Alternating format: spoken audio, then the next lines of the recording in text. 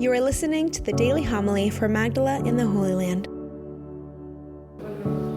In those days, when there again was a great crowd without anything to eat, Jesus summoned the disciples and said, "My heart is moved with pity for the crowd, because they have been with me now for 3 days and have nothing to eat. If I send them away hungry to their homes, they will collapse on the way. And some of them have come a great distance." His disciples answered him, "Where can anyone get enough bread to satisfy them here in this deserted place?" Still he asked them, "How many loaves do you have?" They replied, 7. He ordered the crowd to sit down on the ground. Then, taking the 7 loaves, he gave thanks, broke them, and gave them to his disciples to distribute. And they distributed them to the crowd. They also had a few fish.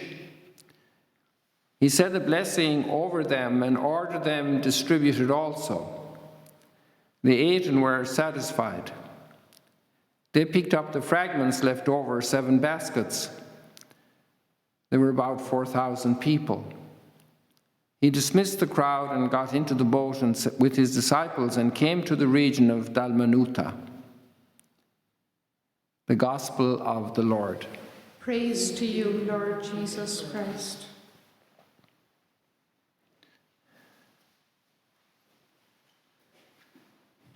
Yesterday we had the Gospel of curing the blind man after Jesus came from Tyre and Sidon through Galilee to the Decapolis. And the question was open where in the Decapolis it would be, if it would be closer to Hippos, the northern city of the Decapolis, or Philadelphia, which is present-day Amman, in the southern end of the Decapolis. But maybe this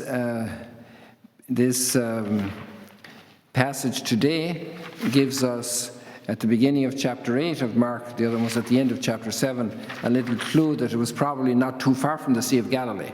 Maybe, because now he's been 3 days there, but that's also, the evangelist put the pieces together to tell a story about who Jesus is. And they're not building a demanding chronology as such in a timeline that way. But it's just a thought in that regard. And then another thought is about where we are at the end of today's gospel reading, Dalmanutha, where they come on their boats. And one of the theories that we like to hear is that it is a corruption of the word Migdal Nun, because you hear the same phonemes in the Dalmanutha, Migdal, Migdal Nuta, Migdal Nun.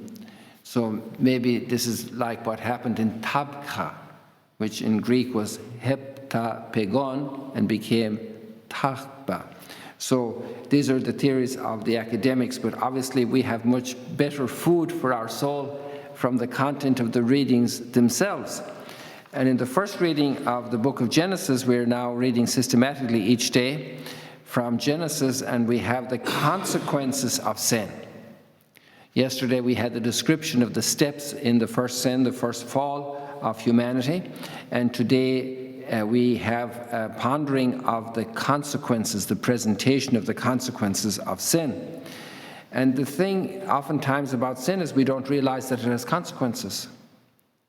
And we indulge our fancies, our appetites, our desires, our pleasures, our pride, our vanities, and we don't realize that that has a big consequence for our lives. And the biggest consequence that's mentioned here is the expulsion from the Garden of Eden. And I was thinking with the timing of the opening hymn, "Lord, remember me when you come into your kingdom." These are words from the co-crucified person with Jesus in Calvary. "Lord, remember me when you come into your kingdom." It was also a petition of the disciples, "Give me when you come into the kingdom, when your kingdom is established, give me the first place or the second place, or at your right and at your left in the kingdom." So there's this idea that we're going to come into the kingdom. We're outside the kingdom. We're in a situation of exile. And when Jesus came here to the Sea of Galilee, his message was that the kingdom of heaven was very close. The kingdom of heaven is among you. So it's within reach. And this was before his passion, death, and resurrection. So it was, we could say today, it's much more in reach. And in a certain sense, through the Eucharist, we receive the kingdom. Through baptism, the Eucharist, confirmation, we have a very great participation in the kingdom to receive Christ himself in the Eucharist as the risen Lord who has offered his life for us. So we have a very strong taste of the kingdom.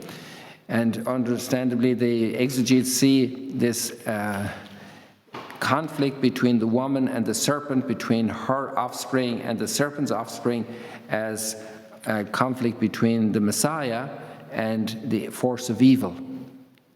And so then we see that obviously then with Jesus coming, that victory was made present to us. We have the psalm, "In every age, O Lord, you have been our refuge." And this is really the crux of the matter, is turning to God for our source of strength. Because we want to control, we want to master, we want to control the world. And we were given control by God. We were given dominion over the whole of creation.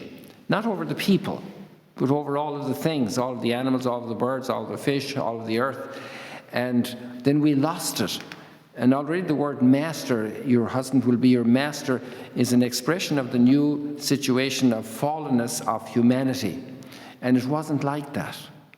And that's the reversal we see in the New Testament, when we see how the husband should cherish his wife like Christ cherishes the church and lays down his life for the church. It's a very wonderful reversal of that concept of mastery within the spousal union. And yet we see so many problems in family life and so many difficulties, and therefore we need to pray a lot and also educate a lot, and also help people to discover and to know the treasure that's in marriage. We also see two words here in the first reading that are very difficult. In pain you shall bring forth children, the pangs of your childbearing. And this is something that I can't really talk about, because that's the experience then of the mothers giving birth. And that great suffering. And I just know my own mom, I was told, had quite the ordeal with me, being born a little late in terms of the expectation, and so it was more difficult. And the effort, the labor, we call it labor in English. A woman is in labor. And then we have the man in toil, toiling for the basics for life. And how many people toil today? It's part of the human experience to toil. We have the hard work, people working very hard and barely eking out a living, working many hours every day, 6 days a week, and just getting by. And that even with lots of education, with lots of difficulty. People have doctorates or driving trucks many hours, and it's drudgery, a lot of drudgery in so many industries and so many professional pathways. And again, there we need the redemption of the kingdom. Lord, remember me when you come into your kingdom. I belong there. And then we have the generosity of God and the multiplication of the loaves, the compassion, to see he knows our needs. And when we start sharing the little bit we have a victory over all of the selfishness.